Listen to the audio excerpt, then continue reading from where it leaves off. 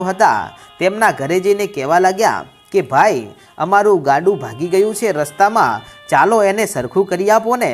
ત્યારે આ લુહારો એમની સાથે જાય છે અને દરબારો એમને લઈ અને આ વીરાવસાની સાંઢો પાસે પહોંચ્યાને કહે છે કે આ સાંકળો તોડો। અને ત્યારે આ બંને લુહાર જીવણ અને લાલો સમજી ગયા કે આ બંને દરબારો આપણને છેતરી ગયા છે અને હકીકતમાં તેઓ આ વીરાવસાની સાંઢોને ચોરી કરવા આવ્યા છે।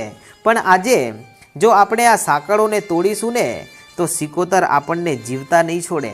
તેથી તેઓ યુક્તિ કરીને દરબારને કહે છે કે દરબારો, આ સાંઢોની સાંકળ અમારાથી નહીં તૂટે, આના ઉપર તો માતા સાક્ષાતમાં સિકોતરની રખેવાળી છે, તેઓ અમને જીવતા નહીં છોડે। અને ત્યારે કેડેથી તલવાર બહાર કાઢી અને આ બંને લુહારોના ઉપર રાખીને કહ્યું કે જો તમે આ સાંકળોને નહીં તોડો ને તો તમારા માથા આજે વધેરી નાખવામાં આવશે। અને પછી તો તેઓ બે હાથ જોડીને કહે છે કે હે વીરાવસાની સિકોતર, માફ કરજે માડી, આજે અમારો જીવ જોખમમાં છે ને એટલા માટે અમારે આ સાંકળો તોડવી પડશે। અને જેવી સાંકળો તોડી એની સાથે રાધુજી માધુજી આ બંને જણા ભેગા થઈ અને આ સાંઢોને ચોરી અને ચંદ્રુમણાથી લઈ અને ત્યાંથી ભાગી જાય છે। અને પછી લુહારોએ સુખદેવ ગોવાળને આ કંઠેરના જાળામાંથી બહાર કાઢ્યા અને પછી તો આ સુખદેવ લુહાર રડતા રડતા આવે છે વીરાવસાના ઘરે। ત્યારે વીરાવસા તો બહાર ગયેલા છે, પરંતુ રતનબા માં સિકોતરની આરતી ઉતારી રહ્યા છે અને તેમની પાસે આવી અને આ સુખદેવ ગોવાળ કહેવા લાગ્યો કે માં ગજબ થઈ ગયો છે, મુડેઠાના બે દરબારો આવ્યા હતા અને આપણી સાંઢો ચોરીને ચાલ્યા ગયા છે। ત્યાં તો રતનબાએ આરતી નીચે મૂકીને માં સિકોતરને કહેવા લાગ્યા કે હે માં સિકોતર, તું ક્યાં ગઈ છો? અને આજે વીરાવસા તો બહાર ગયેલા છે અને આ સાંઢોની રખેવાળી તો માતા સિકોતર તું કરતી હતી અને તારા જેવી દેવીના હાથમાંથી જો આમ દરબારો સાંઢો ચોરી જાય તો લાગે છે કે હવે તારા બાવળે બળ ખૂટી ગયું છે માં, અને જ્યાં સુધી આ સાંઢો પાછી નહીં આવે ને ત્યાં સુધી ખાવા પીવાનું બંધ।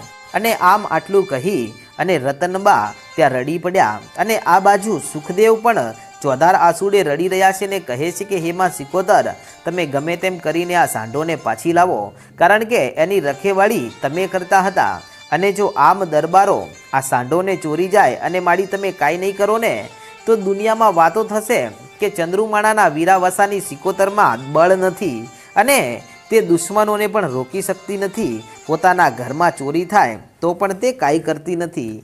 આમ તેઓ ખાધા પીધા વગર આજે તો બંને સૂઈ જાય છે અને ત્યારે રતનબાના સપનામાં મારી સિકોતર આવીને કહે છે કે રતનબા, અત્યારે ઊભી થઈને જમી લે અને તું અહીંયા જમવાનું ચાલુ કર ને હું સિકોતર પહોંચું છું મુડેઠા, અને મુડેઠા જઉં અને આપણી સાંઢોને પાછી ના લાવું તો મને સિકોતરને ઓળખે કોણ?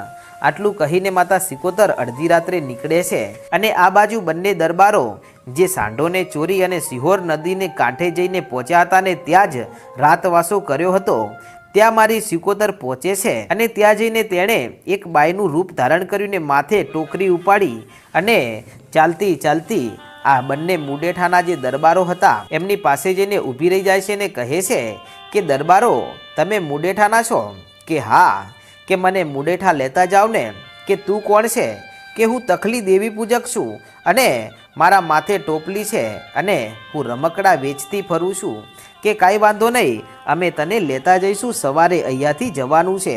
આમ કહી અને મારી સિકોતર તખલીના વેશમાં તે મુડેઠા જાય છે અને મુડેઠા જતાની સાથે બીજા જ દિવસે ત્યાં મુડેઠામાં બંને દીકરીઓના લગ્નના માંડવા નાખેલા છે ને ભડત કિંમતથી જાનો આવી છે અને આવી અને જાનો હવે માંડવામાં ઉતરી અને બધી વિધિ પૂરી કરીને જેવી આ બંને દીકરીઓના હવે ફેરા ફરવાની શરૂઆત થઈ ત્યાં તો મારી સિકોતર કે જે તખલીના વેશમાં ત્યાં પહોંચે છે માંડવામાં અને માંડવામાં જઈને મારી સિકોતરે રમત્યો માંડી અને દીકરીઓના મોઢા ચૂડેલો જેવા કર્યા અને પછી તો દીકરીઓ કે જે હાકોટો કરી અને ડોળા કાઢીને પોતાના પરણેતરની સામું જોવા લાગી અને આટલી ઘટના જોતાની સાથે જ આ દરબારો કહેવા લાગ્યા કે આ તો ચૂડેલો છે અને એમને તો કંઈક વળગાડશે અને આવી દીકરીઓને પરણીને લઈ જશું ને તો આપણા ગામમાં થૂ થઈ જશે।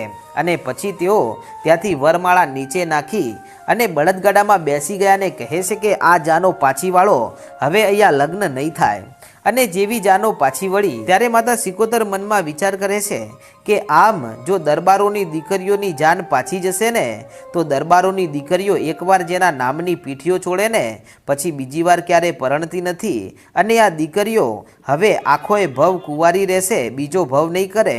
અને આમ જો દીકરીઓનો ભવ બગડશે ને તો મને સિકોતરને કલંક લાગશે. અને આ રાધુજી માધુજી અપરાધી છે, એમની સજા હું દીકરીઓને કેમ આપું છું? અને પછી તો મારી સિકોતર કે જે પહોંચી ગામના પાદરે અને જે પાછી ફરેલી જે જાનો હતી તેમની સામે જઈને ઊભી રહી ગઈ. અને જાનૈયાઓ જે બળદગાડામાં બેસીને જતા હતા